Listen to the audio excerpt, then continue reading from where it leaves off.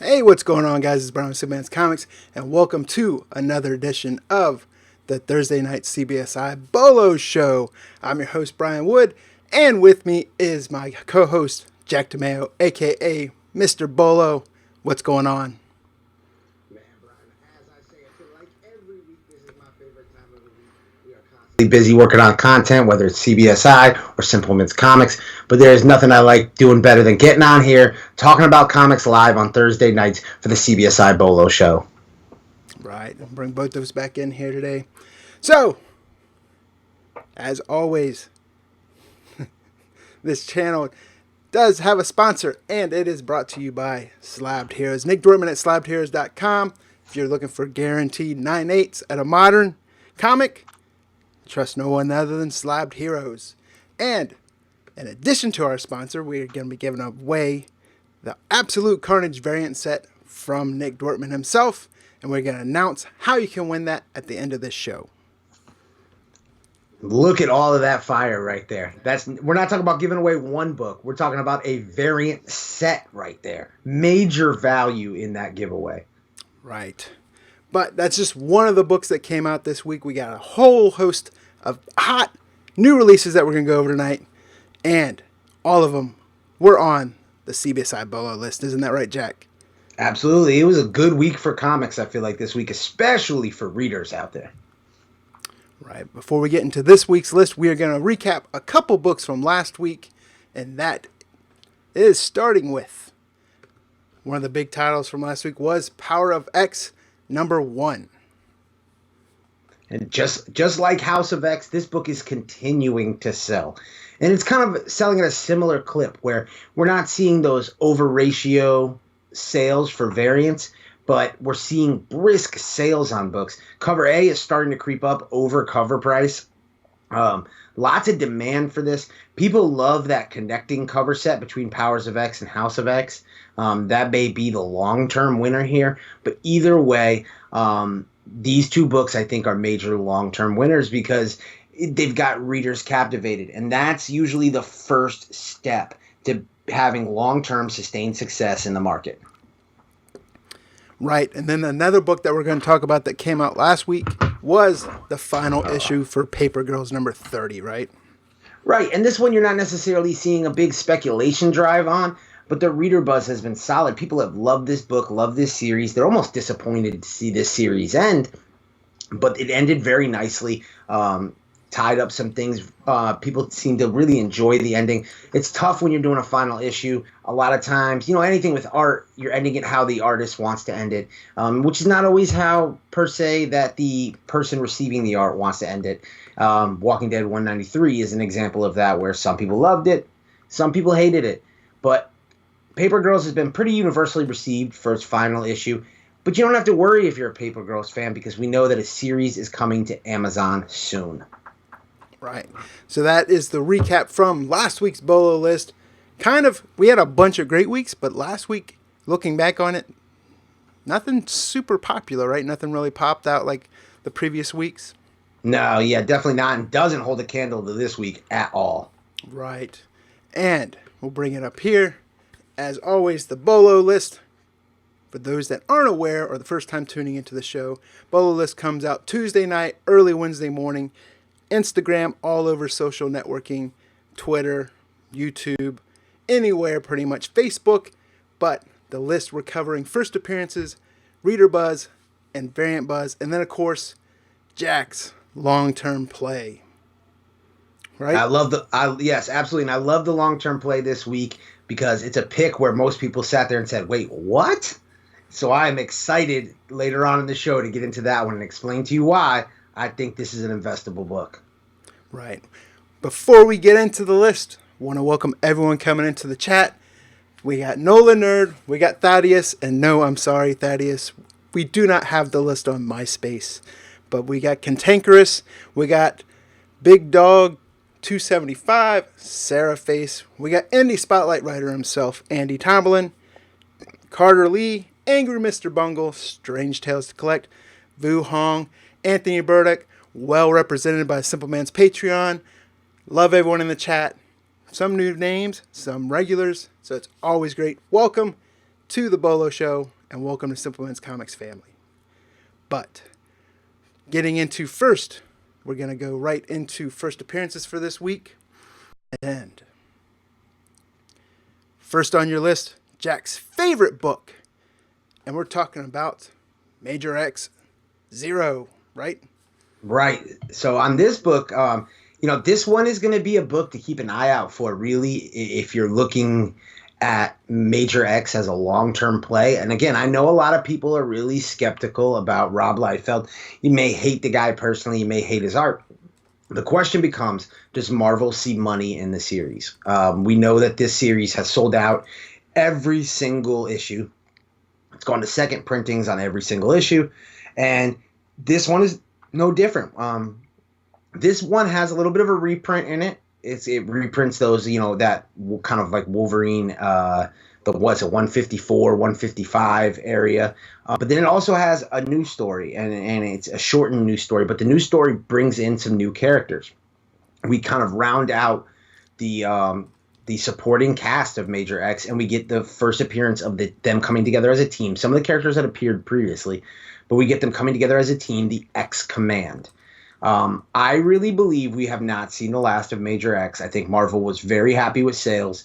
I think that Rob Liefeld, while yes, he didn't exactly humble brag on this series, he certainly has let everyone know how extremely well sales have done and how well it's been received by Marvel.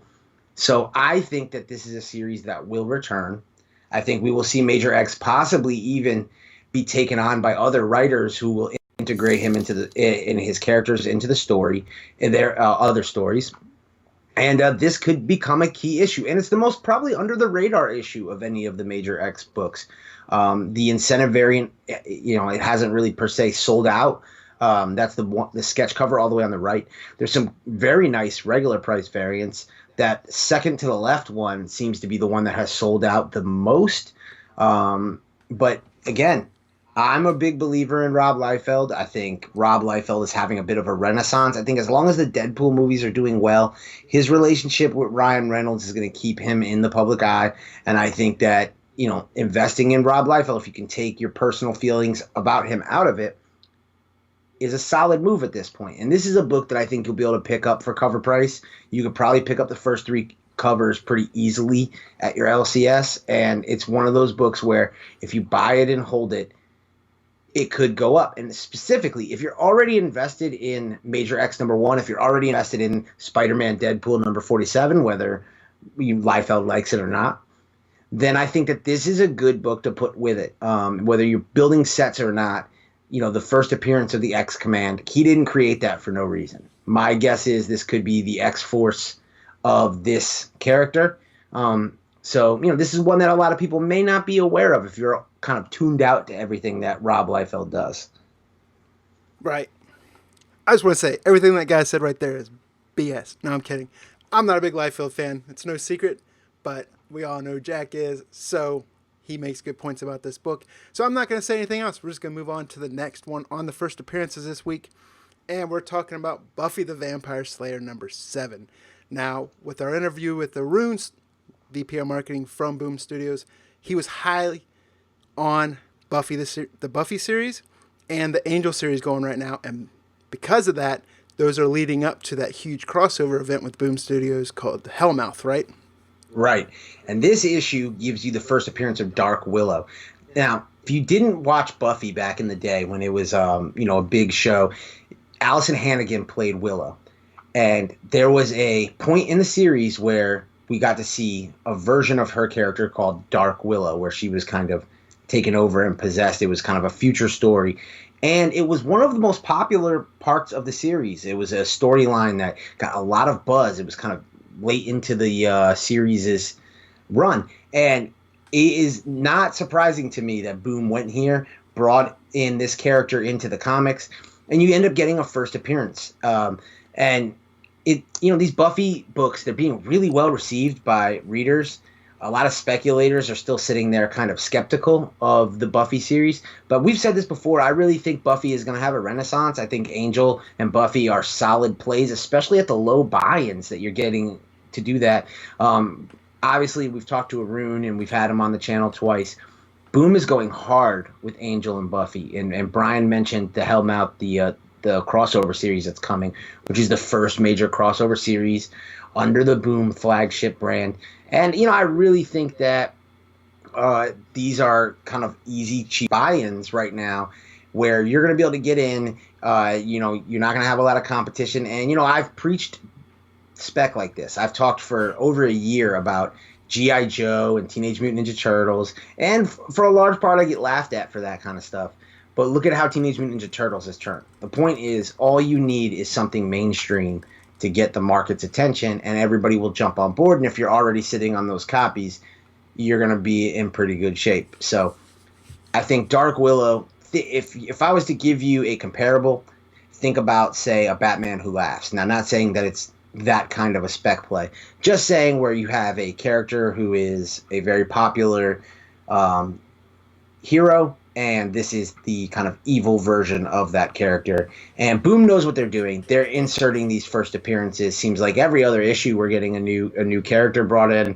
And I think this coming right before Hellmouth, I have a feeling Dark Willow is going to be an important character in the coming months for Boom Studios. Right. I will be the first to say, when that first interview we had with Arun and we started talking Buffy, started talking Angel, I was kind of put off because I remember when that show came on and that show just wasn't for me.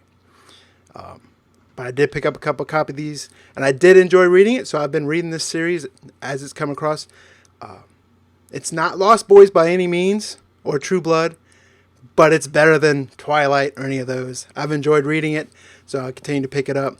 But I'm anxious to see how that Hellmouth series comes, and I think that will kind of be the culmination of whether people will stick with the title or kind of let it go. But it's nice to see a crossover event, and I wouldn't even know if you'd call it Boom Indie. I guess you could say small press. Yeah. But either way, looking forward to how that Hellmouth series and see how that goes. And I would say the series is definitely, I don't know if you'd agree, Brian. I didn't really watch the TV show either, like you pointed out. It wasn't really intended for guys like us during that time period. But I would say, from what I have seen of the series, that this comic is kind of darker and more adult than the television show. The television show was like a WB TV show, which was the precursor to the CW for all you youngins out there. It's on Hulu if you want to watch it. I tried to watch a couple episodes and I still couldn't watch it. Yeah, but for you OG fans out there you go. It's on Hulu. But that was a little bit more family friendly. This is has a little darker undertone, and we talk about this all the time on this channel. Horror is hot right now. Everything horror seems to do really well. I would not be surprised again to see a Buffy movie or a Buffy TV show come back in some form. Right, so we're going to move into the next on the first appearance list, which is Teenage Mutant Ninja Turtles number 95. This is the second print cover for it. Right, and this is a book that's performing about as I would expect. It's about cover price. Right, there were some pre-sales that were a little bit above cover price, but as LCS's got their copies, everybody knew to order this one heavy. There was a short window to order it. But at the same point, most stores missed out on that opportunity to really capitalize on 95. And that's one of those great moments in comics when something happens that people don't see coming. And again, we've talked about it. I'm a full believer in 95 as the first appearance of Jennika as a turtle, not 96. I think that's a lot of comic politics that give you the cameo versus first full. Cameos were really intended and reserved to be for things that are happening kind of in the background of the story, similar to like a character appearing in the shadows. That's not what happens here. You're getting a full page splash page, some smaller inline boxes. She's awake, she's aware she's a turtle. She even speaks, although it's more of a sound.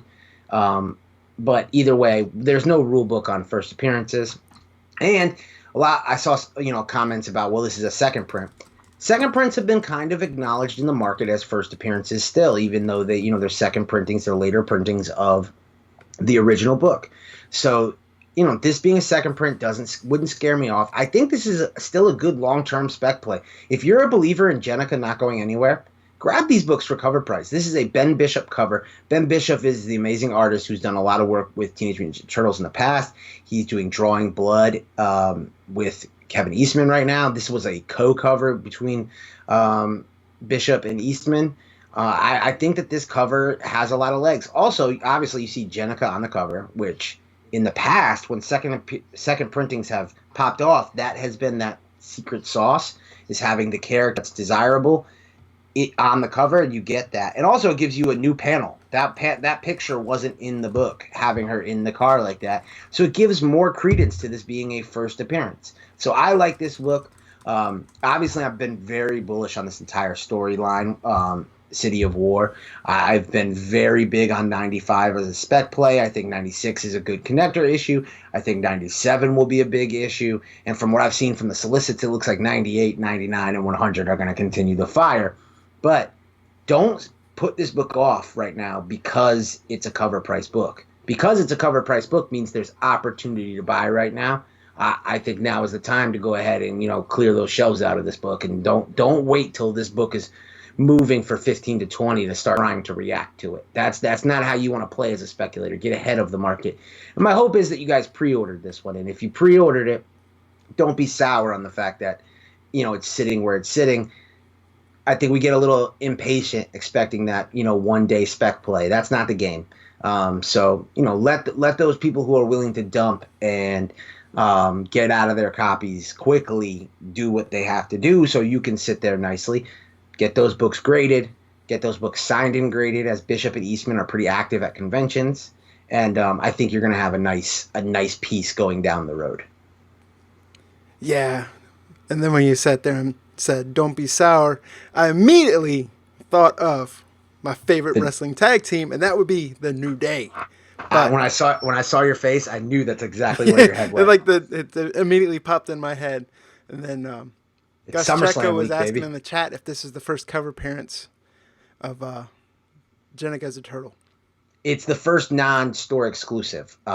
We had the San Diego Comic-Con Team Eastman variant, which featured the panel that's on the splash page on the cover, and then Comics and Ponies had the cover, exclusive white virgin cover, which featured like the ooze on the ground and her as a turtle on the cover. But this is the first general release cover. So that's, again, those other two may be out of the reach of some people. You're talking about over $100 books.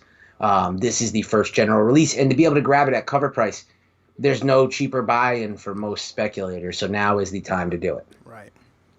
So there we have it. Teenage Mutant Ninja Turtles 95 second print. Next, this was a book that kind of confused some people because they were like, hey, I thought this came out already. And we're talking of Agents of Atlas #1. Now, we had War of the Realms Agent of Atlas that introduced these guys, but now they have their own, a 4-issue, 5-issue miniseries for this, correct? Correct. Yeah, and so, obviously the success of the War of the Realms Agent of Atlas brought this on. This series, you don't have the heat that the War of Realms Agent of Atlas had. We've already seen the drop off with a lot of the solo series, Arrow, Swordmaster. They haven't really maintained the speculator attention. But, we've kind of talked about this before. There's going to be a heavy Asian influence moving forward in the MCU. And there hasn't been a lot of these characters truly featured in the publishing side. So I really think that that's what we're seeing here is we're seeing, and Marvel is kind of introducing people and getting people used to these new characters. And I think that some of these characters could quite possibly be fast-tracked.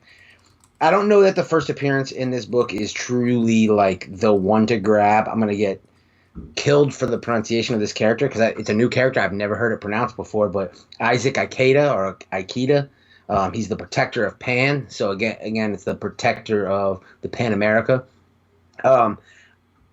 Will this character be something or not? Man, we don't know. But you're going to get a cheap buy-in if you believe in it. I also really like that variant that's on the bottom on the right that features Wave on the cover. Wave variants tend to get my attention. Ever since that original Philippines exclusive variant came out, it seems like collectors have really liked Wave. When I first saw it, I thought it was another Valkyrie cover because it looks almost just like one of the Valkyrie covers that came out last week. Yeah, I can get with that. And then the other important thing about this book is we see the integration of existing Marvel Asian American characters. So we have Amadeus Cho, we have Shang-Chi, both featured within this series on the cover. So this is kind of the old Agents of Atlas mixed with the new Agents of Atlas. Um, so this is a series that it may not get speculators' attention immediately, but I think they're going to go somewhere with this. They're obviously Marvel's putting out a ton of these series surrounding these characters, and we say on this channel all the time, follow the money. It's not getting mainstream attention. You're not seeing a bunch of Instagram posts about this stuff, but obviously Marvel's putting money into it. Marvel believes it's going to go somewhere, and even if you don't want to jump in on this now, pay attention to those Midtown 60% off sales like they've had this past week. Pay attention to those, TFAW 75% off sales, because that may be the time to grab some of these books and get an even cheaper buy-in. But, I like these books as a long-term play. You guys know, aka Mr. Bolo, I'm a long-term guy. The quick flip is a dangerous game. I'd rather, follow the money and go long-term. So I kind of like these books. But I know that the market hasn't agreed with me thus far, and I can accept that. But, the market is impatient. So we'll see. We'll see in the long term who's right here. Right. So that is Agents of Atlas #1. And before we go into the last book on the first appearance list, do owe a big shout out to Cantankerous, who did us a $20 super chat here a few books ago. Really appreciate that. And it helps the channel. We got Jack. I don't know. Let us know how Jack's audio is sounding in the tonight, because we got a new mic setup going for him, and hopefully we fix this audio issue going on. But the last book for the first appearance section this week is Savage Avengers #4. And before we get into it, Cantankerous just hit us with a $20 super chat. So thank you. And Rick Taylor's hitting us with the super chat. Really, really appreciate it. Making it rain for us here tonight. Yes. And can't say enough good things. Yeah, we greatly appreciate that, guys. We're not at a point where we're taking money out of the channel. This isn't going to line our pockets. We are investing in this channel. We're here for the long haul, guys. We are the official CBSI network. We want to give you guys more content, better content. We're listening to your complaints. We're listening to your criticism. So we got faster internet speed. We got a new mic. We got a lot of things in the works. So appreciate all the super chats. It means the world. Right. So, with that being said, Savage Avengers #4, we get, the first appearance of Savage Venom? Right. I don't know what to take from a speculation perspective on these Savage characters. They tend to, they're different versions of existing characters. And, you got to think about what does it take long term to make a character something that's going to pop off. I doubt we're going to see a Savage Avengers movie. I would kind of bet against that. We may see an Avengers team that features Conan, but that has already existed in No Road Home. So I don't know that there's Savage Venom. It's going to get people's attention for sure. And it seems to have gotten people's attention. But I'll also point out that I think Savage Avengers is the most slept on reader buzz book that exists. It is a great read. I had to recently get caught up on it because so many people were talking about it that, I hadn't checked it out. And I really enjoyed this series. And I think it's something that I would advocate more people give a shot. Check it out. It's a fun series. The art is good. And I don't think enough people are really kind of paying attention to it. Right. One thing I've noticed that 1 in 25, that Simone Bianchi, the cover's right now selling for about $15 to $12, so it's under ratio. And the Zafino, the cover in the middle, is actually selling for around $6. So take that for what it will, but right now it's definitely selling under ratio. Right. There's just not a ton of speculator attention on this series, no matter how much you get great reviews from readers for it. And maybe over time that'll change. But, again, I think it's a tough spec play because you just don't know where these characters are going to end up. Right. So that's going to wrap up the confirmed first appearances for us. We got new people coming into the chat. We got Pencil Boy Wrights. We got John Mahoney. We got David SNMC. Welcome everyone to the live stream tonight. Trying to mitigate technical issues, but we are going through with it. And as always, let us know, is the video coming through okay? Is the audio coming through okay? But with that being said, we're going to go right into the Reader Buzz section for tonight. This week, coming from Source Point Press, and we have Dead End Kids #1. Yeah, this is the book I think most indie readers were waiting on. Source Point Press has been again an indie publisher, a small press publisher, on the rise. When we were first talking about them a good year ago with like Ogre, it's been amazing how they have continued to build on each release, and each release has gotten a bigger and bigger buzz and following. It's tough when you're an indie publisher because you have to have kind of a history of success before speculators will kind of give you a chance. But this is a book that the entire speculative market jumped on top of from the get-go. First off, the solicit sounds like a TV show or a movie. And we talk about this on the channel a lot, guys. You got to look where speculation's going. With Marvel and DC tied up with companies being Disney and Warner Brothers, we're seeing more and more that other movie companies and streaming services are looking for IP, and they're getting that IP from comic books. And Dead End Kids, some kids out there searching for the killer of their murdered friend. I mean, that premise right there sounds like an elevator pitch for a television show.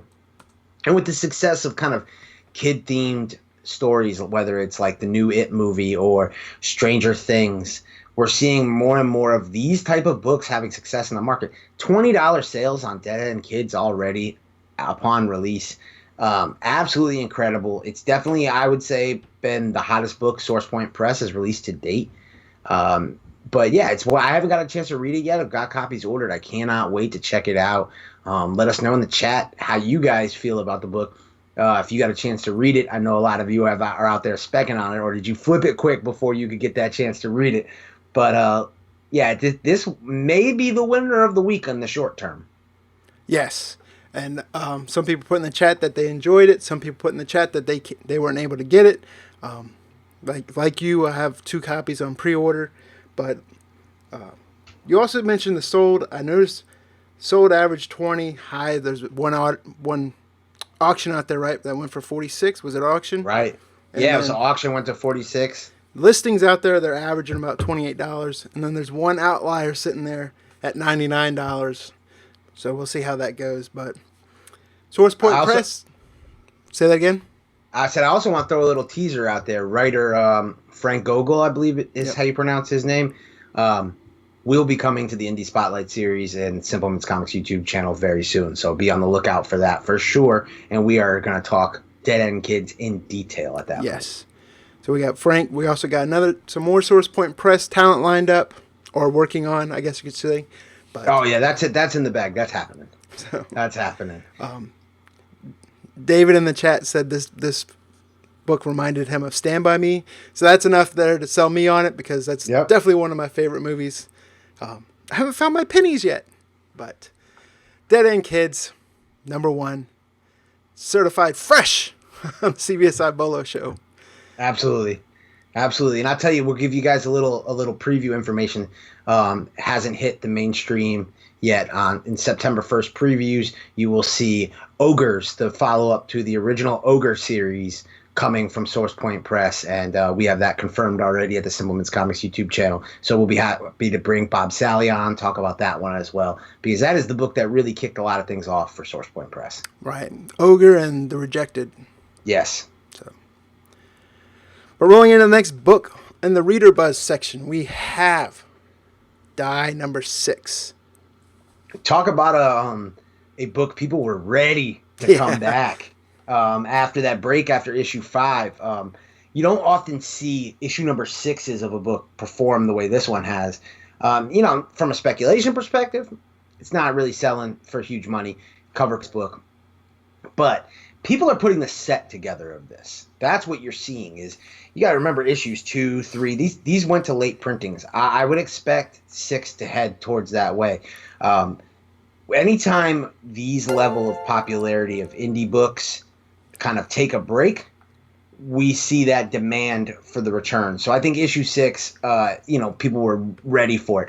Also remember there's huge option rumors surrounding this book. I think they're more than rumors. I think it's just hasn't yet quite been announced where it's going, and you need more story. And I think that may be why there's a hold on announcing that option. But we've talked about this on the channel. I think both Brian and I are big believers that Dai is going to be a serious, serious player. You can say kind of the same things we just talked about with Dead End Kids, I think apply to Dai. So it's definitely a series to be on the lookout for. And also, we talk about if you've never read it and you don't know whether you want to speculate on it and you feel like, okay, well, the issue number 1, cover A is a $30 book. Issue number 2, issue number 1, cover B is a $15 to $20 book. That's a big risk for something I'm not familiar with. Grab that trade. Give it a read. See if you like it. If you like it, if you can see that movie, if you can see that TV show, then you can feel more comfortable going and buying. You've only made a $10 investment on the trade to get that research information. And that's something I really want to advocate on the channel more and more is, trades are fun, trades are great to read, but they can also be speculation tools. And I don't think enough people are looking at it that way. One thing I liked about this is, well, before I go into that, if you're just picking this up to flip it and not reading it, you're definitely missing out because this is a fantastic story. Like they always describe it as Jumanji meets Dungeons and Dragons. But 6 issues in, trades, if it's not out yet, should be coming out, right? I can't remember if it has or not. But great story. Definitely you're doing yourself a disservice if you're not reading this book. And what I was going to point out originally is, this is why I like Stephanie Hans. If you look at the cover on that, it's so different than a lot of the other covers she does. Like if you look at her Power of X variant, right? Right, and the pink one there down in the middle right, so different from Die number 6. Love right, Stephanie Hans art. That's the typical Stephanie Hans kind of look. Is that the what was it, Powers of X? Yeah. And I kind of at first I didn't like it. At first I didn't like the Die covers because I felt like they're not giving us enough. But now that we're 6 issues into the series, I like the fact that there's a consistency with the way the kind of trade dress plays out. If you lay them all out kind of together, it looks really nice. So I think, again, I think if you're looking to spec on this, issue number 1 is great. But I think the spec play is going to be sets. I would also say let's remember what's happening with The Boys, where The Boys is taken off, and there's first appearances beyond issue number 1. I'm going to tell you the same thing applies with Die. There are some major characters who get introduced beyond issue number 1.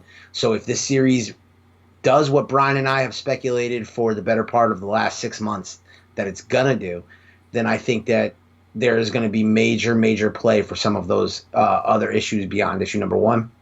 And that's where it pays to do your reading. I can't advocate enough. If you haven't gotten on this yet, at least pick up that trade and check for yourself. You can buy the trade for like $10 to $15. Read it, and if it's not for you, you can sell it and get 80% of your money back, and you took a $2 or $3 risk at that point. If you can't put that kind of investment into an investment, then you're looking for somebody else to do your due diligence for you. You got to do your due diligence yourself. Yes. And like I said, fantastic book. There's a reason why the first issue's gone through, 5 or 6 printings now? Yes. So, rolling on to the next pick, the next book in the Reader Buzz. Seems like this book is on the Reader Buzz section every time a new issue comes out. And we're talking about Immortal Hulk number 22. Right. It really does seem that way. And I try to not have plug-in play books the way kind of like Venom and Immortal Hulk have kind of been. But the reality is, every single issue, it seems like people are posting about it, excited about it. They're excited to see where the story's going. Some people are calling this first full appearance of the new Abomination. Again, you guys know how I feel. I hate these first appearance plus first full appearance just because you get more of the character and the story. So, I don't want to play that game where it feels like we're relisting characters on, the Bolo list every week. But it's important because people anticipated Abomination for a long time in this series. So there's a lot of excitement surrounding that character, and you can kind of get him in his full glory here. Right. Haven't had a chance to read this issue yet. Looking forward to it.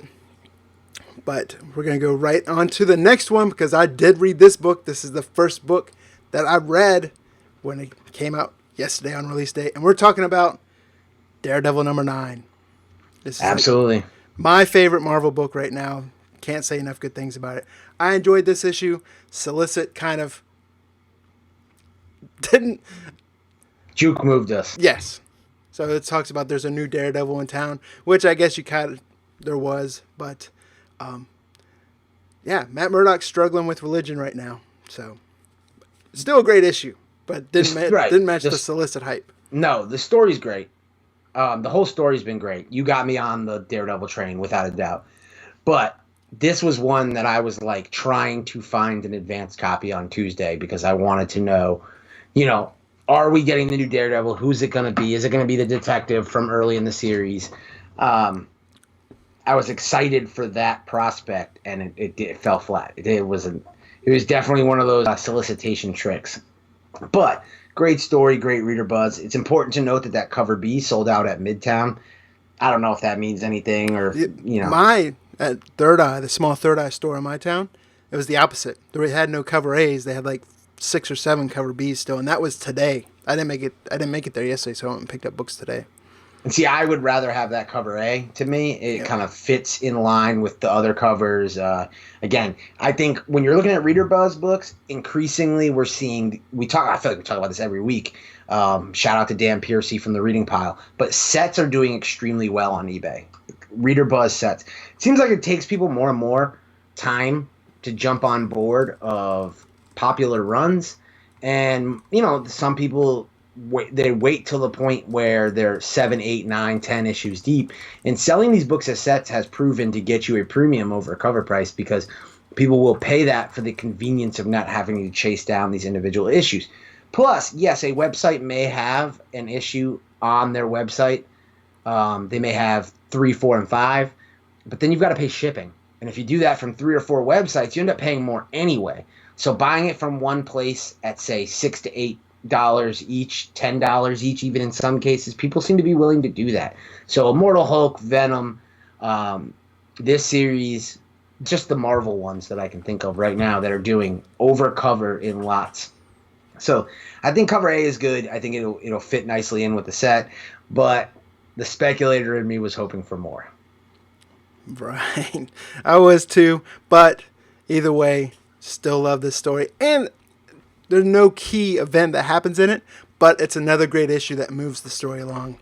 And it ends with some steamy stuff going on there. Yeah. Someone's husband's not going to be very happy.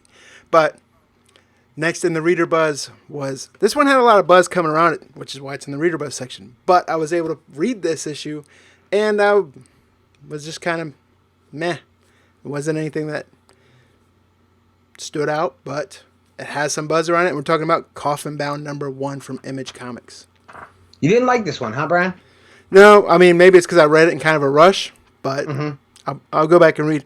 Usually sometimes I'll go back and read a book again, and then who knows, it kind of builds on you. Little Bird was that way for me. Like, I'd read Little Bird issue #1, I think, 4 times. I don't know, maybe I'm just that simple. Simple man's comics, right?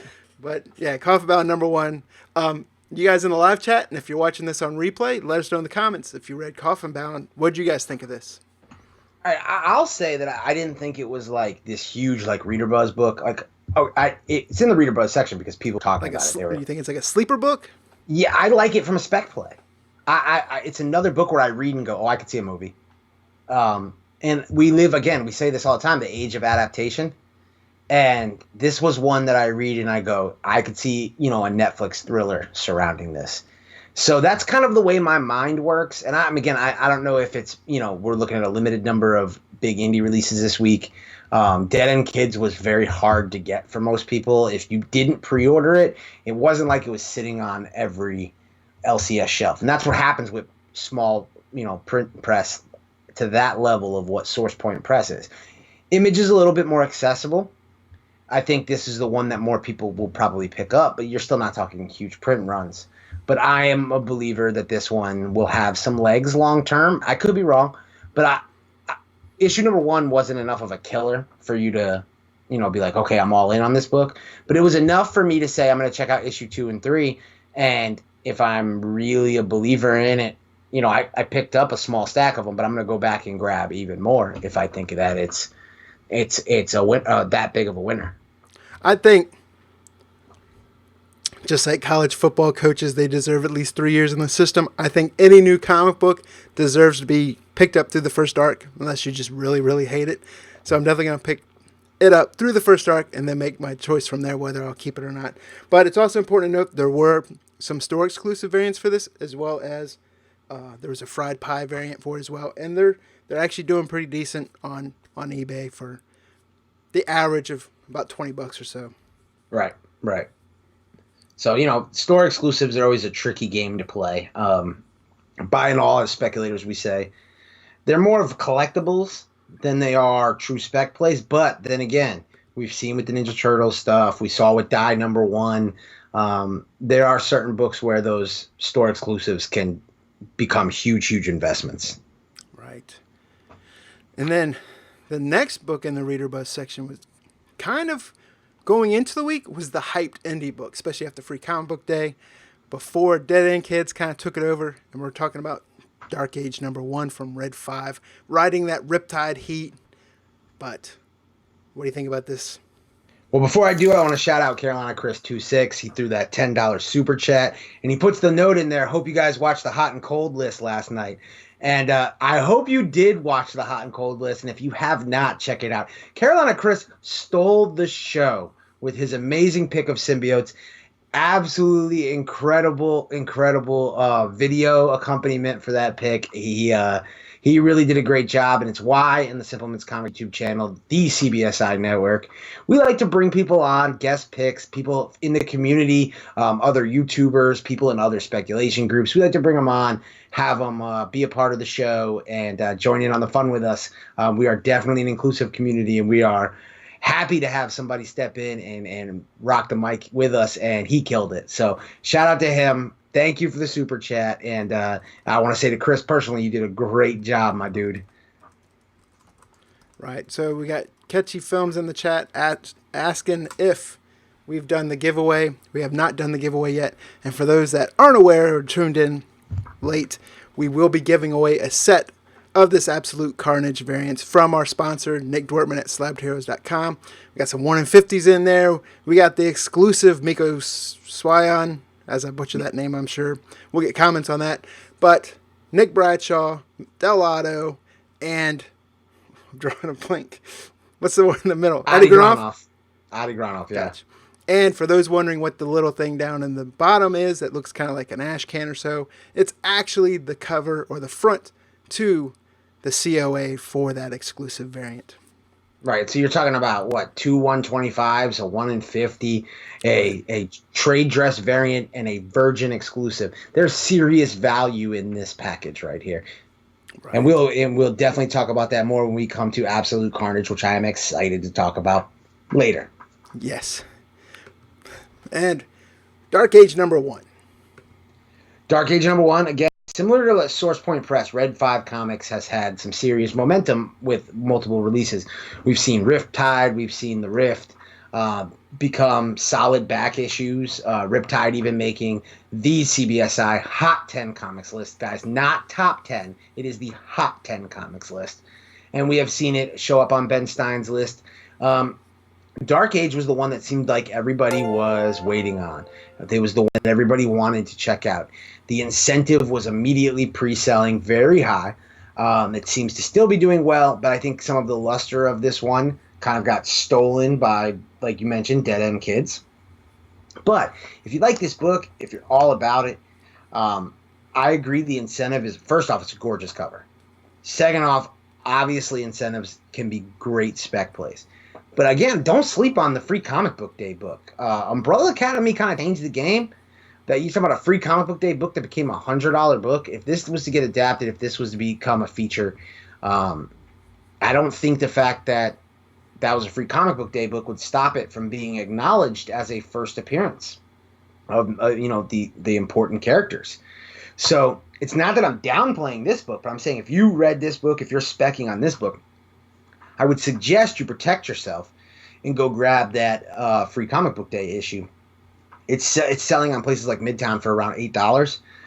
I mentioned this like a week ago. I actually was at a convention last week. I'm going to be at a convention again this week, set up and selling, and I was able to sell a couple of these for $15 each. So I think that the reality is, the free comic book day issues are being looked at a lot differently. It's not like a book like, we saw the Spider-Man free comic book day book where there was hundreds and hundreds of thousands printed. When you talk about these small press books, they don't get the same level of distribution on free comic book day. But the Dark Age is a heavily anticipated series. And again, Red 5 Comics, that's a company that is essentially producing comic books with the intention of trying to adapt each and every one of them. And knowing that kind of gives them a little added spec value. Now, we haven't seen how any of these have played out yet. That's going to be the big key, is can they actually deliver on the final product? But there's certainly a lot of option news surrounding their books, and it's carried them in the speculation market thus far. So you're saying they're like the Mark Millar of independent comic books? Every book is planned to be adapted? Thus far, but hey, don't hate on Mark Millar, man. That Netflix deal is serious, and we just saw today, to bring in some more current news, that the Game of Thrones creators just signed a 9-figure deal with Netflix, and I would think that they are going to be ripe to work with those Mark Millar properties as well as Dark Horse properties, being that Dark Horse has that first look deal with Netflix. Right. It seems like they snagged them right out from under Disney, right? Because didn't they write some of was it Star Wars for Disney? Right. But I wonder if they told them, here's some money, but don't you dare write like you write that last season of Game of Thrones. Right. But also going back to Dark Age real quick. So looked at some figures. 1 in 10 is sold for about $28. The regular cover on this is selling for round cover. The San Diego Comic-Con edition is about $20. As Springman put in the chat, the Ash Can one is the one you want. And there was one sale on there recently. It was best offer, listed at $95, but accepted best offer. And Virgin variant is about $20. And there was a 9/8 free comic book day CGC that sold for $42. And they're selling sets of the regular, the 1 in 10, and the free comic book day is selling for about $45. So right, and again, that's down a little bit from where the pre-sales were when originally that incentive was hitting about 60, but that's still solid money based on your investment. And that's a great point by Brian about the Brian Springman about the Ash Can. That's one I totally kind of slipped my mind. And we've seen Ash Cans certainly go nuclear on the market, so that's one to keep an eye out for. Right, and then next on the Reader Buzz section this week was another. Seems like John Hickman has a hit on his hands with these books, and we are talking about House of X #2. Right. Again, this is to be expected, especially from a Reader Buzz perspective, because #1 was so popular and so widely well received. They released a second printing as well today for #1, and we're going to talk about that. But this one leading into #2, I think that most people were expecting a lot, and it's delivering. I think issue #1, people were kind of skeptical. They were sitting on the fence. They didn't know what to believe. And there's still people that complain about Hickman's style. It's very detail-oriented. You got to give it maybe a couple reads. But at the same point, I think he's got a hit on his hands. So #2, people were very excited for. Retailers are really excited to have those X books back on the shelf and doing the numbers. Not quite those 90s numbers, but nothing's doing the 90s numbers anymore. But, doing serious numbers. So, I went to an LCS that I don't usually go to. I decided to try out a new one in my area, and I've told you guys a little bit about the old LCS I used to go to, which is now closed. No shock. So I tried out a new one, and the owner said that they were selling this book very well. So I think that is probably pretty indicative across the board of most shops. Right, and then I've seen a lot of people in the chat. I've seen a lot of people in comments on Instagram, Facebook, all over social. They're actually really digging, I forget the cover artist, but the variant with the lion on the front. Was that a 1 in 10, right? Was it a 1 in 10? I believe. It's a lower ratio book. It's a ratio book, but a lower one. So, yeah, I have seen a lot of people picking that up. They actually, like I said, the smaller Third Eye near me, they don't carry a lot of variants just because unless you pre-order them, they carry a lot of them up in Annapolis, so you pretty much got to call, let them know so they can bring it down for you. But they actually had this one in stock, and I was there 5 minutes after it opened today, not on release day, but they had that there, but someone came in and picked it up. So, and then the last on the Reader Buzz section this week is you have Image First books. Now, these were books, they got hot a while back, especially, you saw Walking Dead Image First, which they did like Image First 13th print, if you want to call it that. But Walking Dead Image First has been out probably about a bunch of times.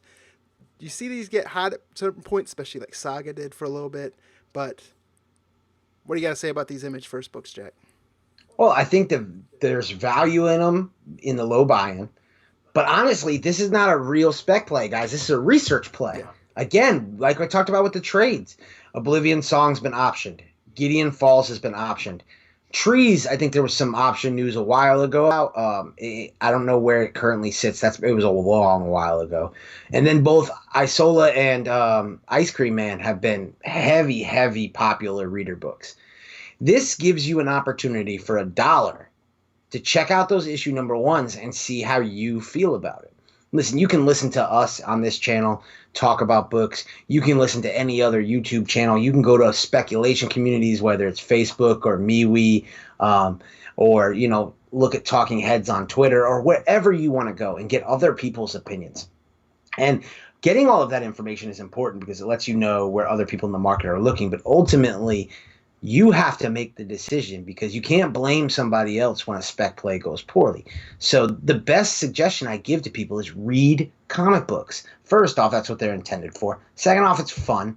And also, I don't want to sound like a teacher, but reading's good for you. And the more you know. Right. Let's get away from the TV at some point. And as a speculation play, we know Oblivion Song's coming, and we know Gideon Falls is coming. Those are two that we know for sure are on the way very shortly. And if you look at the buy-ins for some of those books, you may be afraid of the Oblivion Song print. The print run, it's about an $8 book. Gideon Falls trades a little higher. That one's coming, and it's being actually, interestingly enough, it's being produced by Hive Mind, which is a company owned by Dinesh Shamdasani, the former CEO of Valiant. He used to own Valiant before he was forced out with a hostile takeover from DMG, the Chinese company that's now producing the movie. But interestingly enough, Hive Mind was brought on to produce the Bloodshot movie because Sony didn't want to do the movie without Dinesh. And he has heavily been promoting Gideon Falls, which is a Jeff Lemire book, which is, but I think it's a great read. The thing about these great art by Andrea Sorrentino. Incredible. The thing is, I've read each of these books in this image, and they're all good reads. They're all books that I could see being investable properties. But that's my opinion. So my suggestion is when you see these image first, grab them. Grab them for $1, take them home, read them, and see if you want to go further. It can even be the precursor to see if you want to grab a trade.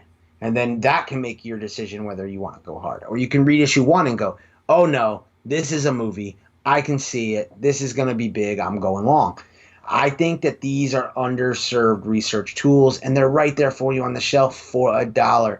If you look at the money we all spend as speculators, most of us, anywhere from the hundreds to thousands, investing $1 in making sure that you are making a wise investment, I think that's smart. I think that I can't count the number of speculators I see on a regular basis investing in indie titles they have never read simply because other people are doing it. So check them out for $1.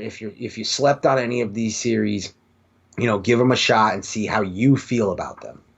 Right. And I'll tell you, just looking at the pictures or the copies that are on the screen right now, Ice Cream Man, Trees, Gideon Falls, definitely worth $1 to pick up and read. Love Ice Cream Man. Just got that whole creep show, Tales from the Crypt type and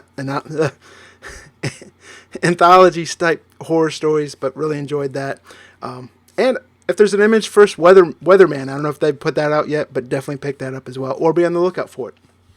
Right, and I see Dennis Nucky in the chat talking about Oblivion Song. He's sitting on a bunch, and you can't move them right now. Yeah, and that's indicative of the spec cycle. So you have the announcement; those were moving quickly. The pink signature book variant definitely at a premium. But you get a point where it's yesterday's news. It's sort of like Brian in the chat mentioned Ice Cream Man got optioned. I actually forgot that. So that's what happens over time. Just so much news pops up. And there's so many independent books in play for option at one time. But that again, that's the point of these dollar series is it gives you the opportunity to really go see whether this is a book you need to get rid of for $10, or maybe you shouldn't even be trying to sell them for $10. Maybe you should be Right. holding on to them. Yes. And it's important to know just because something gets optioned doesn't mean it will actually be made. Yeah, we They're see just that all buying the the time. rights, right?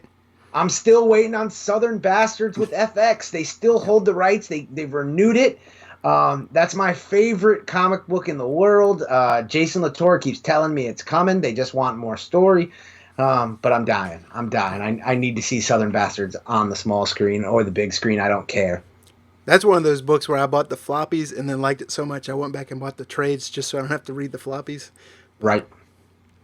And that is going to conclude the Reader Buzz section tonight. Real quick, I want to take a moment to welcome everyone else that's still coming to chat.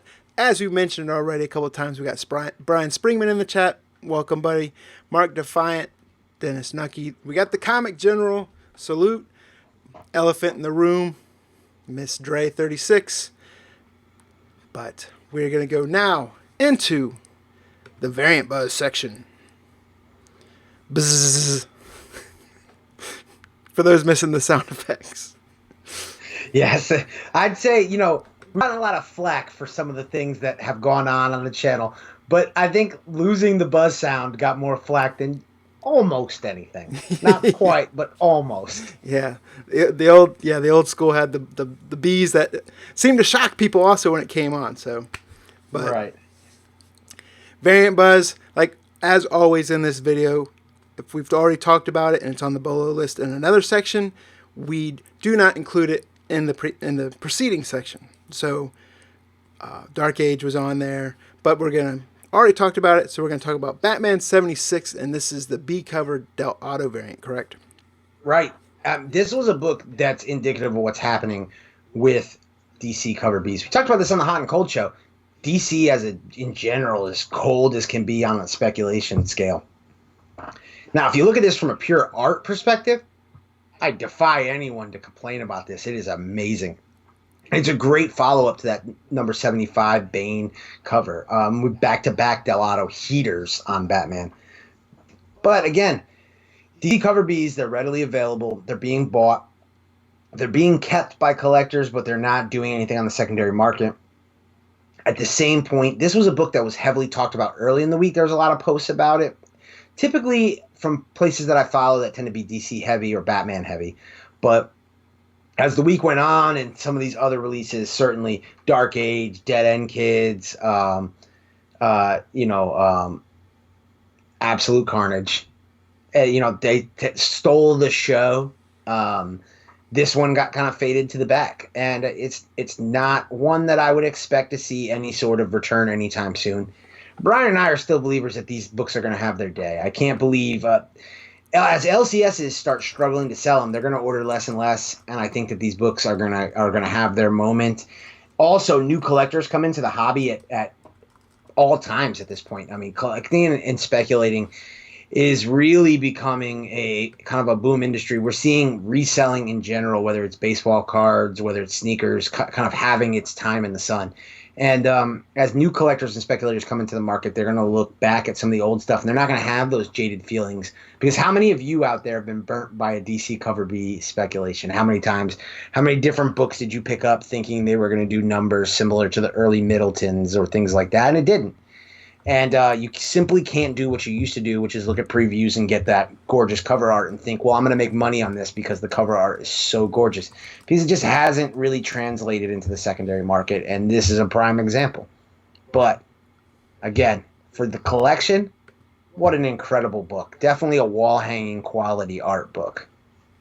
Right, and I would say it might be not hot, but I like the fact that you can get this $4 or $5 because this is the type cover that usually you see on store exclusives for a while there. There's a couple stores that were always doing Gabriel Del Auto exclusives, and $14, $20. Right here, you get this cover, and it's what, $4.99 I think for the cardstock. Right, and that's been the best thing about these DC cover Bs. You made a great point there. That's something I hadn't even thought about.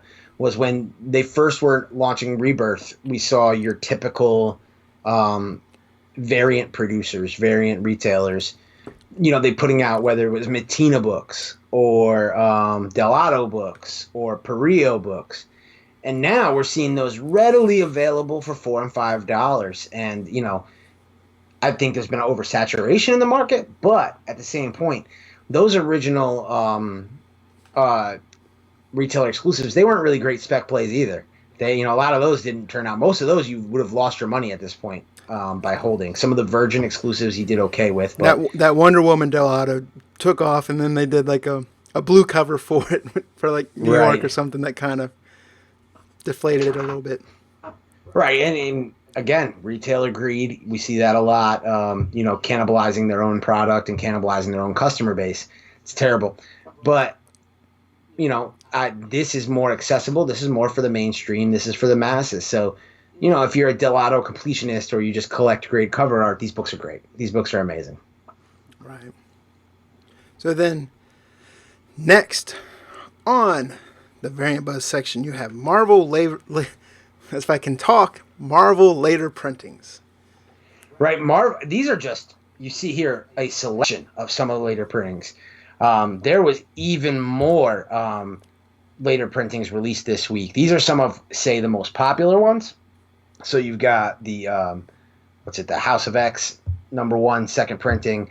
You've got the Immortal Hulk #20 second printing, which was sold out in most places, the sketch cover. You've got Savage Avengers #1. I think it's a third printing for that one. Yeah, that's what looks like Zafino's cover, right? Right. Nice red background. My favorite of the group, the Peter Porker Spider-Ham second printing by Jason Latour.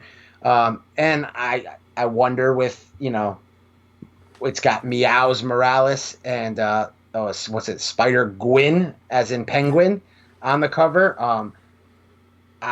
I kind of believe long term that could be something. I've got a funny feeling about that because Jason's a weird dude. That could be like your Muppet Babies #10 type book. Yeah, I'm telling you. And Jason joked with me, and he posted on Facebook, and I asked him if he was being serious, and I can never really tell if this dude is serious or not. But he said third printing he's going to come with a Meows Morales featured cover. So that's maybe one to keep an eye on if he's joking or serious. But this book sold out at the same point. Like this book I think it's still available at Midtown, but it's sold out at distributor level. And again, also I know DC is looking to do some sort of animated feature featuring the DC pets. So it would not completely surprise me with the popularity of Spider-Verse. Imagine Into the Spider-Verse 2. If we saw some of these other characters appear, this could be a book. Again, I'm not trying to oversell you on this book, but of all of them, it's my favorite. It's the one that I think could actually have spec play. And then we've got Wolverine Exit Wounds #1, which has a Sam Keith cover. Sam Keith is one of those love him or hate him type artists. He's Max. Not really. Yeah, Max, exactly. He did that. He also recently did the Max Batman series with IDW. He's not my favorite, but OG collectors do tend to like him. He's got his own distinct style.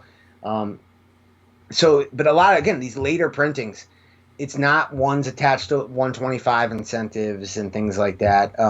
So they kind of went under the radar. I wouldn't expect the House of X one. I think that's purely a reader book. The other ones I think could be nice cover art plays. Immortal Hulk 20 was, kind of popular for Harpy, so may have some legs speculation-wise. But my favorite one is Amazing Spider-Man Annual with the Peter Porker Spider-Ham book. I think that one could be something.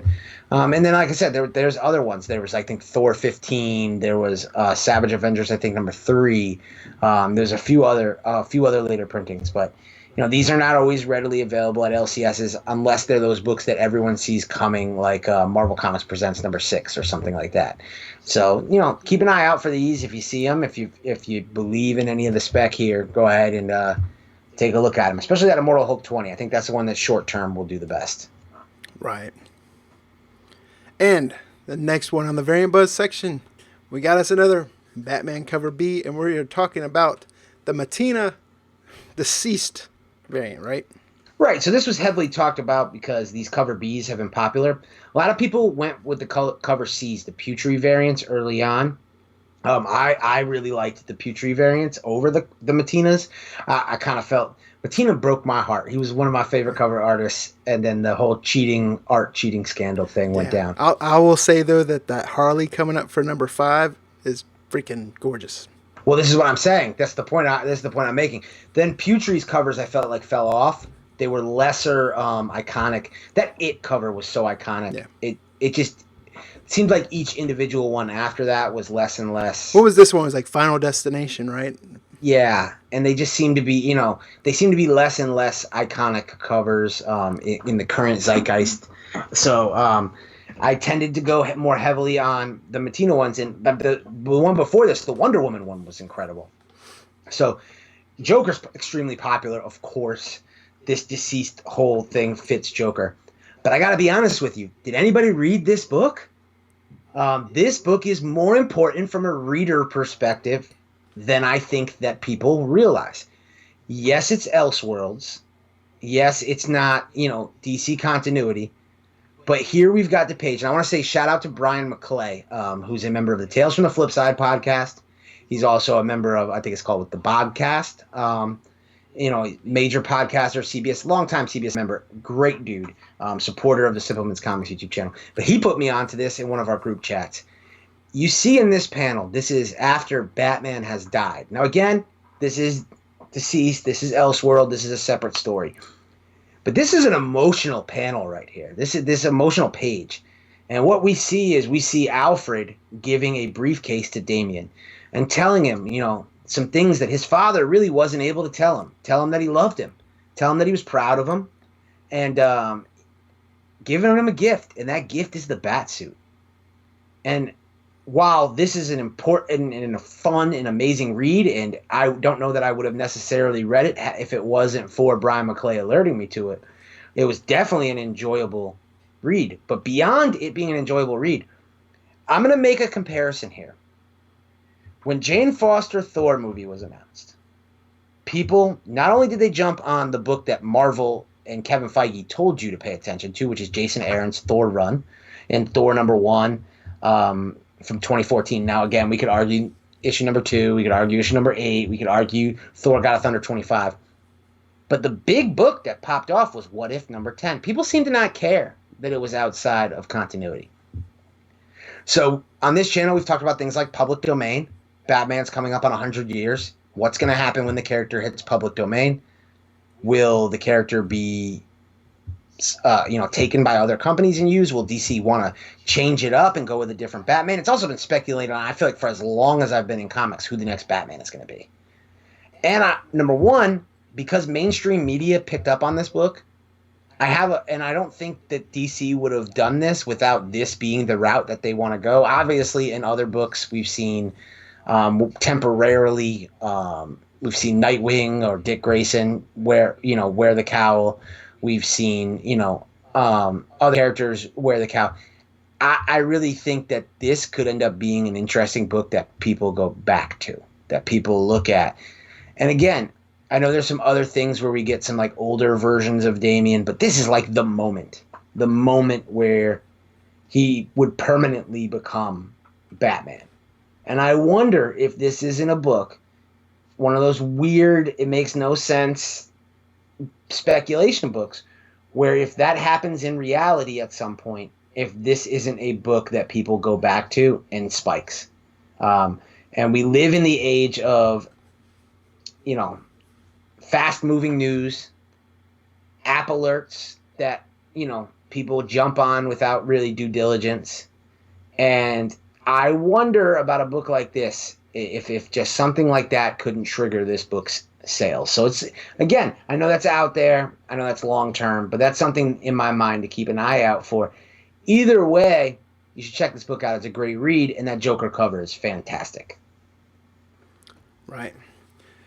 So that's going to wrap up the variant buzz section. But before we get into the long-term play, let's go ahead and we're going to do the giveaway, right? Absolutely.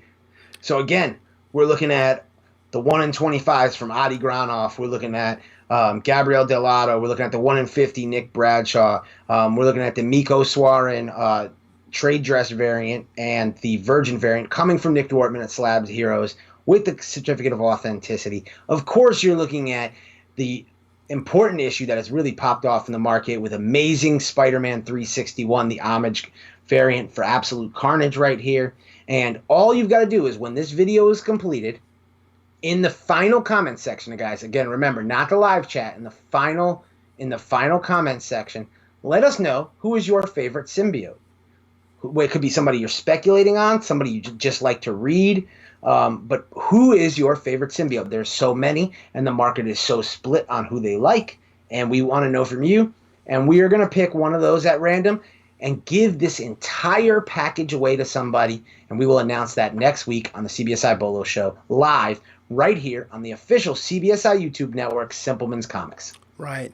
And if you don't want to just do the giveaway, if you want to go get these books for yourself, make sure you head over to slabbedheroes.com. He's got these books on his site, not only raw, but he actually has guaranteed 9-8 copies available. Once again, that is slabbedheroes.com. So thank you so much, Nick, for putting this up for the giveaway tonight. And make sure, as Jack said, not in the live chat, but in the actual comments, because we want to give people that watch this on the replay. And if you're listening to this on the podcast version, make sure you go to YouTube and comment on the actual video. Who is your favorite symbiote? And we will pick a random winner next week on the Bolo Show to give this away to. And with that being said, we are going to get into Jack's long-term play of the week. And if you haven't figured it out, it's the one book we haven't talked about so far. And it is Absolute Carnage #1. Now, obviously there's a lot of attention on the variants. A lot of attention is being paid to the Art Germ Virgin, that 1 in 200 kind of all red blank cover, which is going to look absolutely phenomenal, signed and sketched by somebody. The various variants that we just talked about. But I'll talk to you guys about cover A. The reason I want to talk to you about cover A is we've talked on this channel about cover A as being important. Cover A is important because when media picks up on a book, that tends to be the book that is shown. Now, I hope everybody out there read Absolute Carnage because it is a fantastic read. Brian said, earlier that, he had a book that was his, first read that he ran to. Well, Absolute Carnage was the first book I went to read. You're talking about a $7.99 cover price book, which, again, remember, scares people off a lot of times. And I've seen a lot of talk on Twitter of random Twitter trolls giving Donnie Cates a real hard time about that $7.99 price.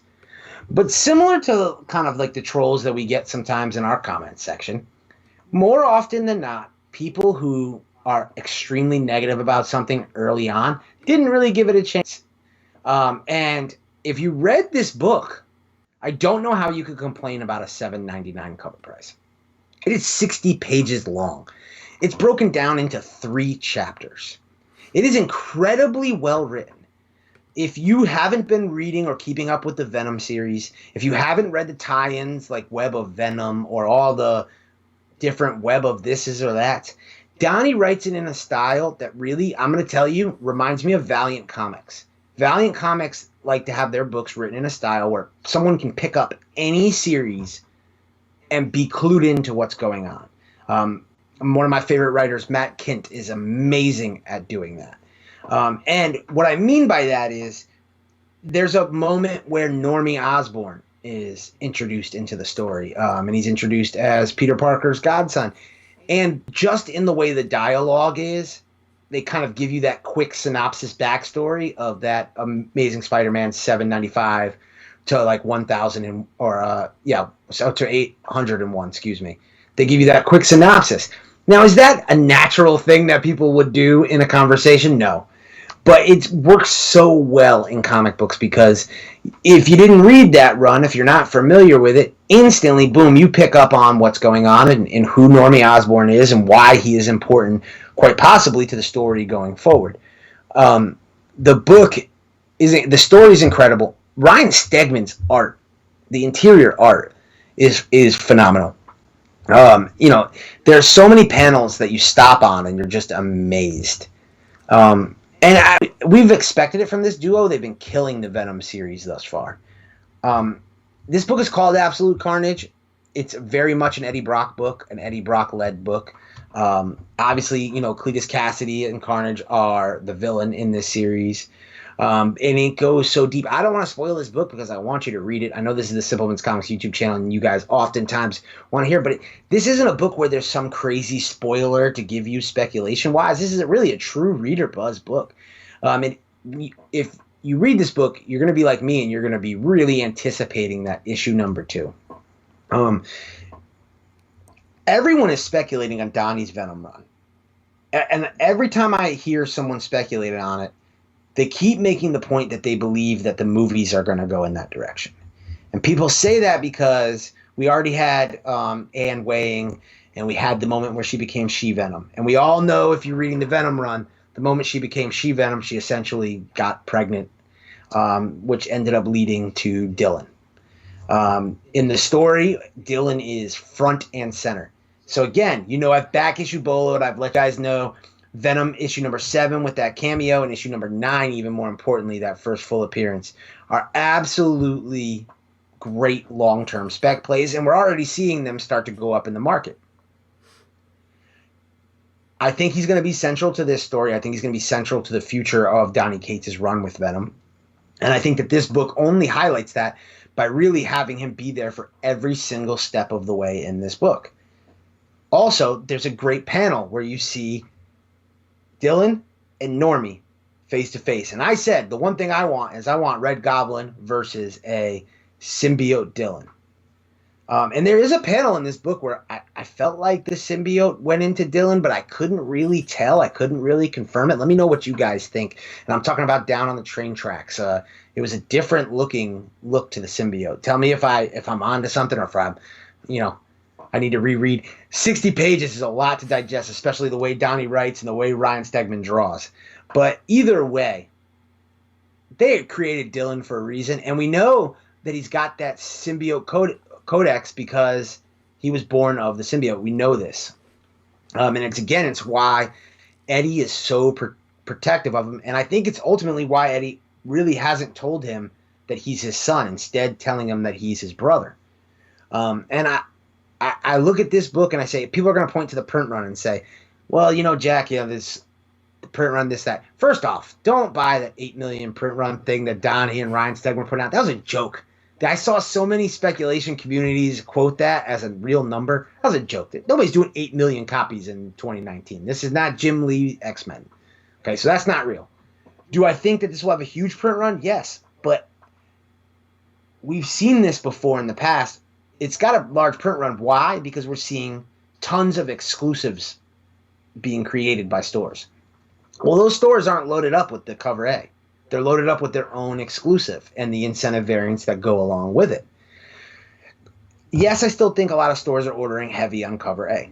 And I think they did it to get those incentives. So my suggestion to you is to be patient with this book. I do think this book is going to end up on discount lists. But this is not the AKA Mr. Bolo short-term flip of the week. This is the long-term play of the week. And I say that, and I want to point to another book, Maximum Carnage. Maximum Carnage, for a long time, those books were dollar bin fodder. Except the Amazing Spider-Man books, they tended to carry a little more weight. But that set is now pulling $80, especially with news that could be the storyline followed in the second Venom movie, which now has a director in Andy Serkis. And we've got Woody Harrelson as Carnage. And we've got, of course, Tom Hardy as Eddie Brock. Where are they going to go after that? And now we also know that Kevin Feige and the MCU are going to get more involved in these Sony properties after the $1 billion success of the last Spider-Man movie. We know how important Donny Cates is to the Marvel Universe.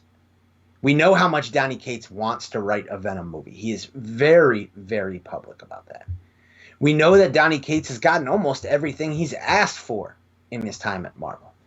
And I mentioned earlier the whole She-Venom scene in the original Venom movie. I also think if you look at Tom Hardy's age, we could get Dylan in, say, movie 3.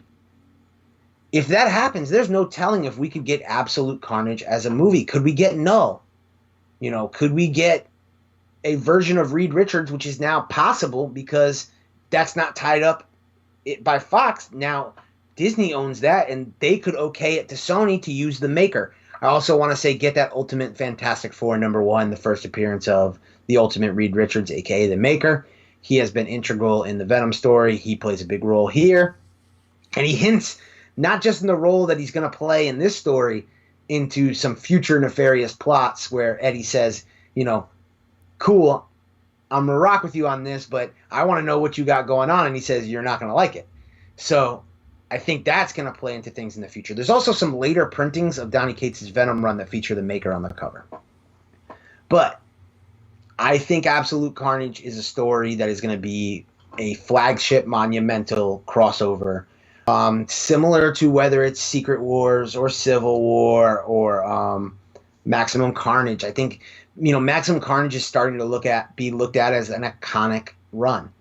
And I feel like the same is going to happen with Absolute Carnage. I think the fact that it's an $8 cover price works well for us because I think that it will turn a lot of people off.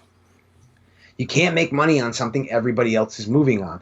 I do think you'll have opportunities to pick this book up for between $2 and $4. And that, for me, is the sweet spot as far as speculation where I'm going to load up on copies. Grab it at the LCS for $8 and read it. I'm telling you, it's worth $15 as a read. Forget $8. Donny Cates, you did your thing. But as a speculation play, I understand people's apprehension of putting $8 into a book.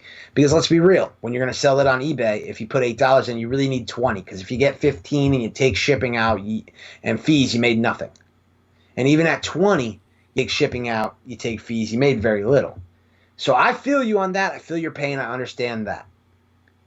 But there's nothing hotter in the world than symbiotes. We know that. We see that on the market. There's nothing hotter than Donny Cates writing. And this is tying in everything he's been working on so far. I think that the buzz surrounding this book, well, it may be annoying because we had months of it leading into this book, and we're in tune for months more. I think it was lived up to with issue 1. And I think it's going to be lived up to going forward. And, we say on this channel, in Feige we trust. And from a speculation and a writing standpoint, I would say in Donny Cates we trust. I think the guy has got his pulse on the market of what people want to see. And he's a true fan of these characters. So he is going to really push these characters. I think this series is also going to pop off other books. I think ASM 795 with Norman Osborn getting that Carnage symbiote. I think ASM number 798 with Normie Osborn getting the symbiote. I think ASM 263, the first appearance of Normie Osborn. I think, like I said, Venom 7 and 9, Ultimate Fantastic Four #1. I think these are all books that you need to be paying attention to. And none of them are really that expensive. All of them are very accessible on the market. Many of them have later printings. Many of them have newsstand variants, etc., etc. I think these are books to grab, and I think that this is a monumental series for Marvel. I think it's one that you're going to see talked about for some time. It may, like I said, it may go on a discount list for cover A because stores only load it up on cover A to get those incentives that everybody wants. But cover A is going to be the one that is going to be shown if a movie gets announced. It's going to be the look in the one that publications are going to put out. Cover A also, I will say, at the LCS that I went to, they didn't have any cover A's on the shelf. Instead, they had all of those regular priced variants. So to grab one to read so I could talk about it here, I ended up grabbing that Mike Deodato Jr. Party variant, which I love that cover too, where you get Venom versus Carnage. But I really think that that cover A could be that one to get. But in general, I'll say I'm bullish on this whole set. I'm bullish on this whole book. I think it was an incredible read. And we talk about it. Reading comes first. If the book is a great read, it has a chance. This was a great read. These are popular characters. It's going to play into past speculation. I think that we can see this going somewhere with the movies. And I don't think it's impossible for us to go and see an Absolute Carnage movie in the next 10 years, without a doubt. I think that's completely plausible. And either way, I think sets of this are going to sell extremely well. So I know a lot of people are going to disagree with me. I know I like to go on a limb on these long-term plays of the week, but again, that's why it's not the short flip of the week. It's the long-term play. Um, I hope you guys are reading this book at the very least. Check it out. It's 60 pages. It's well worth it. And let me know in the chat if you read it, what'd you think? And again, let me know how you feel about it as a long-term play. If you disagree, let me know why. Because, I dare you to say anything other than those things that I pointed out as the detractors. Because it seems like all anybody's saying is print run and cover price. And I think both of those can be worked around. So let me know, but I feel very strongly about Absolute Carnage. Right, and then one thing also is a lot of those incentive variants are selling under ratio right now. So you do the math, you can kind of, I won't say make money on it, but from math point of view, if the cover A is $8 and the ratios are selling under ratio, so you can get a 1 in 50 for $35 when cover A is $8 by itself, it's a little bit cheaper than if you were to buy a normal 1 in 50 for $50 or something like that. Right. Right, and again, that's just because so many stores created store incentives, which drives the price down every time. Store exclusives. And then again, a lot of LCSs jumped down 100 copies. Maybe they couldn't necessarily afford typically 100 copies, but they did it so they could flip those incentives real quick, get some money back, and then, sell to readers that cover A. And because of all those quick sales, you see the depression in the variant market. So yeah, it's great buying opportunities right now. Almost nothing Venom and Carnage variant-wise stays below ratio. Most of it ends up having it stay in the sun. And again, we talked about this earlier. New speculators, new investors, new collectors come into the market at any time. All it's going to take is somebody to, 2 years from now, post in some Facebook community, look at this Delato variant. This is gorgeous. And 50 new collectors run onto eBay to try to grab that book. And that's kind of all it really takes for a book to pop off. So these are all great value right now in this book, without a doubt. Right. So there we have Jack's long-term play for this week. Absolute Carnage #1, cover A. Now, that's going to wrap up the Bolo list. Couple books weren't on the list that I enjoyed this week. Haven't gotten all the way through it, but No One Left to Fight #2 came out. And they had a second print for that #1 issue. Gorgeous cover on that, brand new art. Enjoyed that. There's also, everyone's talking about Once and Future #1 that's coming out next week, right? Right. Big news, sold out. It's already going to, a third printing, second printing. FOC was a couple weeks ago. They're talking about a third printing. Great article. Well, I won't say great article, but there's a Bleeding Cool article that has a great picture that they used in it. Definitely check that out. But there's another book that's coming from Boom. If you're a fan of James Tynion, they have a book called Something is Killing the Children #1. I think that could follow that trend of Once and Future. Had a chance to read an advanced PDF copy. Great issue, but that is another one that I would recommend checking into from Boom Studios as well. Yeah, I completely agree. I got to read the same PDF. We don't like to curse on this channel because we have, listeners of all ages, but I'll just say that book is up. It is seriously out there. If you thought Reaver was like, wow, this one is. Yeah. If you leave on the light was wow. Right. And I'm going to give you a tagline that the VP of Marketing for Boom Studios, Arun Singh, told me. He said, "This is the book the community doesn't know that they want yet, but they do." And told him immediately, I said, I'm stealing that. Because the book is shocking. It's going to get people's attention. And yeah, Boom's distribution, they don't always do the same order numbers initially for these #1s we see Image do. And I think with what Once and Future did, we also know that speculators jump on trends.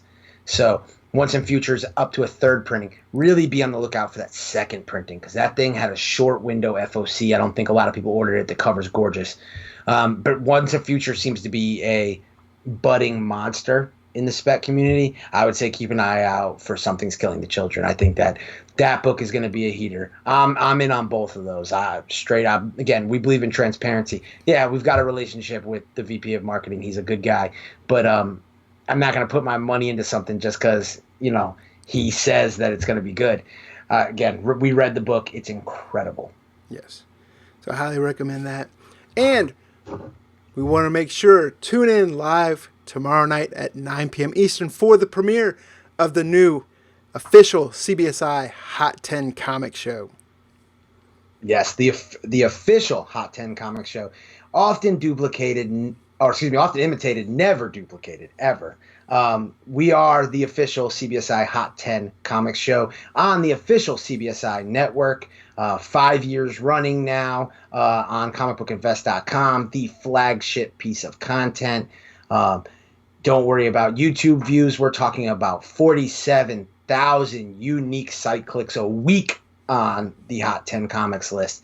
Let that sink into your head. 47,000. It is a monster. We are so excited to have that piece of content here. We're happy with how the first episode went, but we are only going to build on it from there. Shout out to the writer Ben Stein, who works his butt off to get that list together, to put that list together, to monitor all those prices. And I tell you, for a one-man job, the guy does an incredibly accurate job picking books that are really trending in the market. A great mix. He's got his Golden Age pick of the week in the honorable mentions.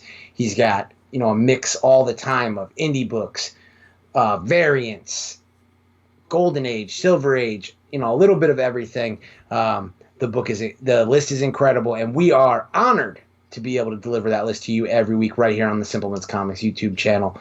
And excited to record that video tonight and to bring that to you tomorrow for sure. Right. Anything else before we go? One more thing. I want to do a little personal plug here. I've got this nice AKA Mr. Bolo merchandise, this nice shirt. I got the hat on. Head to simplemanscomics.com. Hit that merch tab. We've got the with that being said, of course, the famous Brian Wood tagline. We've got the FOMO the Puppet. If you guys love FOMO the Puppet here on the Simpleman's Comics YouTube channel, shout out to Topher, the creator of True First. We've got his t-shirt on there. And again, this great G.I. Joe homage with the AKA Mr. Bolo logo. We've got t-shirts, we've got hats, we've got hoodies, we've got women's gear. So head to simplemanscomics.com, click that merch tab, and check it out. Right. And I also want to take this time to thank everyone that was in the chat tonight. Always great conversation in there. I mean, I like to say we do a good job with the show, but there's a second conversation going on in the live chat. So if you're watching this on the replay, make sure you try to make it to a live show because the conversation in there is off the hook. As you can see the live chat while you're watching the replay, but get in there and participate with us. We love everyone. Thank you so much for everyone that's in the live chat once again. And with that being said, we'll see you next week.